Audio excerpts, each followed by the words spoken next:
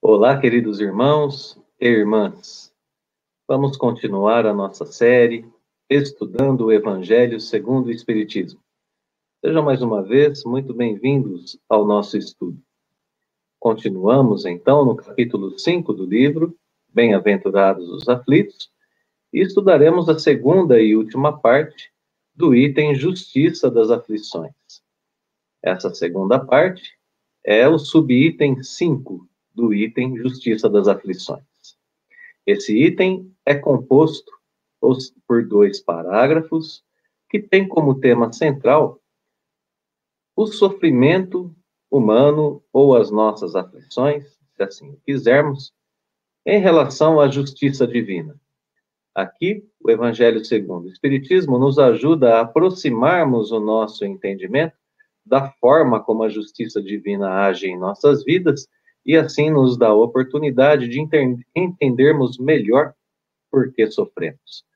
O entendimento a respeito do nosso sofrimento, termos entendimento sobre as causas, os motivos, mesmo a utilidade do sofrimento na vida do espírito, já é um grande consolo para todos nós. Entender por que passamos por aflições é algo que nos consola, é algo que nos coloca em paz com a justiça divina. Compreendendo a justiça divina, nós não nos revoltamos contra ela. É um item muito importante, assim como todo o capítulo 5 do Evangelho segundo o Espiritismo. Bem, para pensarmos na nossa ideia de continuidade, basta lembrarmos que nos parágrafos anteriores, que compõem o subitem 4 da Justiça das Aflições, que nós estudamos no vídeo anterior, nós identificamos como o homem, como sendo o homem ou o espírito, se assim o quisermos, a própria causa de suas aflições. Causa atual das aflições é o próprio homem, o próprio espírito que está aqui encarnado e que às vezes procede mal, que às vezes age mal, age equivocadamente, e que tem as suas más tendências e que às vezes cede a elas, fazendo assim com que a lei divina haja de modo a interromper esse mau proceder ou essas más tendências. Então, nós somos a causa atual de nossas aflições terrenas. Agora, no item, essa era a informação do subitem 4, né, do subitem anterior. Agora, no subitem 5, nós vemos as consequências desse mau proceder. A resposta que a lei divina nos impõe ou nos apresenta quando estamos em falta para com ela. O motivo e a utilidade de nossas aflições. Então, esse nosso item é um item complementar em relação ao item seguinte. Aqui nós vamos fechar uma ideia. Ok, nós somos causa de nossa aflição, a causa atual, a causa presente de nossas aflições somos nós, e a justiça divina agindo agora quando nós reagimos, se apresentando quando nós agimos de forma equivocada. Então vamos ao nosso primeiro parágrafo.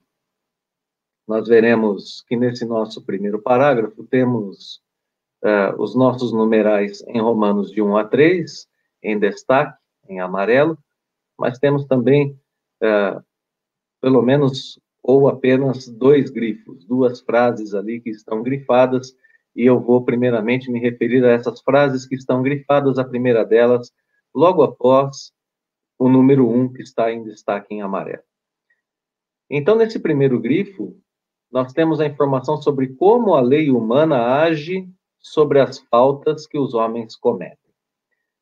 A lei humana conhece algumas faltas e pune principalmente aquelas que prejudicam a sociedade. Quando eu cometo alguma falta que prejudica a sociedade, e a lei humana fica sabendo dessa falta, quando ela conhece essa falta, ela me pune.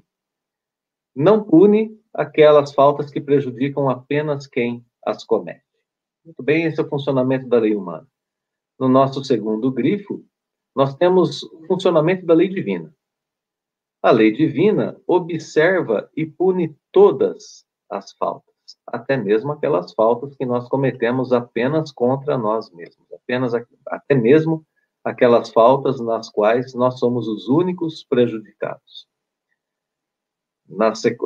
As consequências são mais ou menos deploráveis, e isso, claro, né, de acordo com a gravidade da falta que cometemos. A lei divina conhece todas essas faltas, não deixa que nenhuma escape e nos apresenta as consequências delas de acordo, então, com a gravidade de nossa falta. É assim que devemos pensar.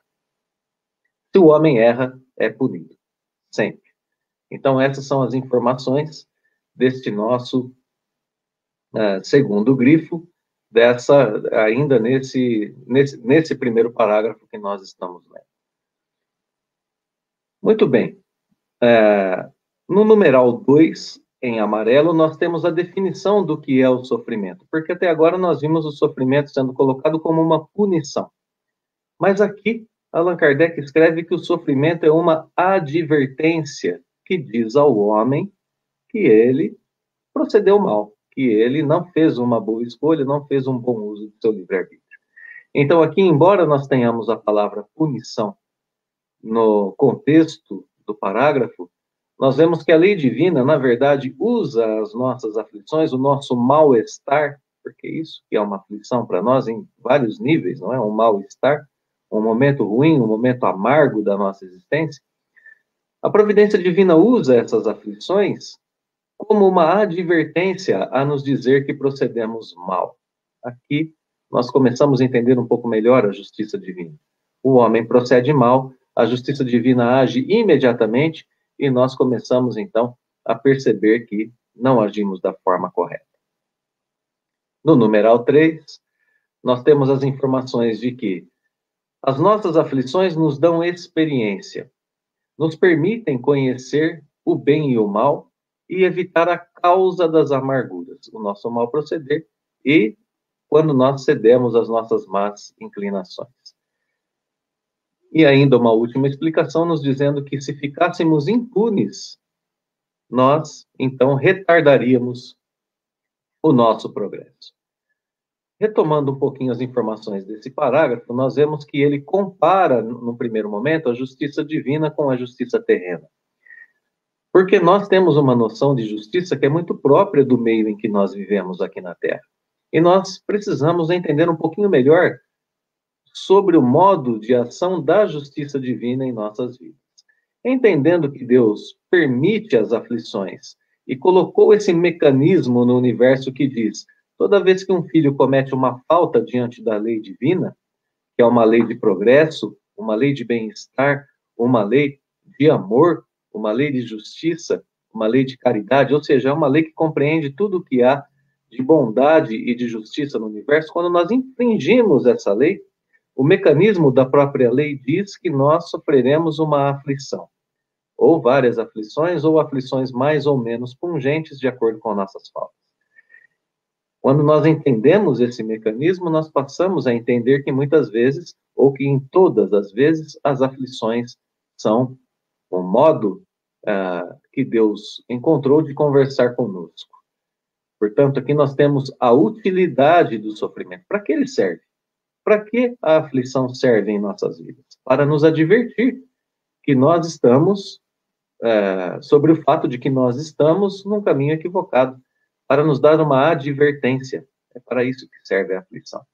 Para nos dar um recado dizendo: filho, evite suas más tendências, evite seus maus procedimentos, evite suas más ações, progrida, cresça, combata em você aquilo que é contrário às leis divinas. Muito bem. Esse é o nosso primeiro parágrafo, que traz essas informações. Vamos ao segundo parágrafo aqui, então, do item 5, que vem fazer a conclusão, o fechamento das causas atuais das aflições. Primeira informação do parágrafo diz que às vezes a experiência vem um pouco tarde. Essa experiência, não é que foi dita já no parágrafo anterior, nós agimos mal, sofremos com a consequência de nossa falta e então ganhamos experiência.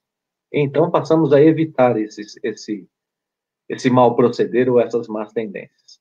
Mas acontece que às vezes estamos em uma idade avançada, estamos percebendo que estamos prestes a desencarnar e temos esse aprendizado, temos esse despertar que a experiência nos trouxe. Então, aqui no comecinho desse segundo parágrafo, nós vemos que a experiência às vezes vem um pouco tarde. Esse olhar em relação à vida atual, não é? A nossa vida terrena, a encarnação atual. Tarde em relação a essa encarnação. É isso que queríamos dizer. Então, o espírito passa a desejar o recomeço. Ah, se eu pudesse voltar no tempo, eu faria tudo diferente. Quanto não ouvimos isso, não é? Aqui no planeta Terra. Diante desse desejo, o Evangelho nos dá, ainda nesse parágrafo, a esperança na ideia da vida futura e de uma nova oportunidade de recomeçar que Deus dá, que Deus apresenta a todos os seus filhos em todas as épocas, dado que somos espíritos imortais. Então, nós podemos concluir ainda daqui que mesmo nossas aflições são passageiras, elas não duram para sempre.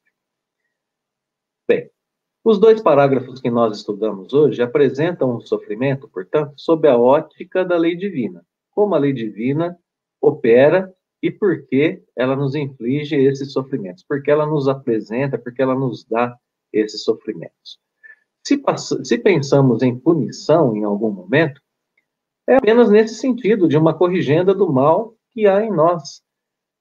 É amargo para nós fazermos corrigendas em nós mesmos. É amargo vivermos, muitas vezes, as consequências de nossas atitudes. Mas Deus assim o permite para que nós possamos perceber que temos um caminho de luz, um caminho de paz, como já o dissemos, de caridade, de benevolência, um caminho de progresso à nossa frente que nós temos que nos esforçar para alcançar. Então, sempre a aflição é um sinal de que precisamos corrigir algo em nós. É um apelo à nossa educação, a educação espiritual que nós devemos proporcionar, nós devemos colocar no nosso caminho, em nossas vidas. Lembrando sempre que, diante da ótica da doutrina espírita, sempre é tempo de recomeçar. Nenhum de nós pode voltar no passado e desfazer os nossos erros.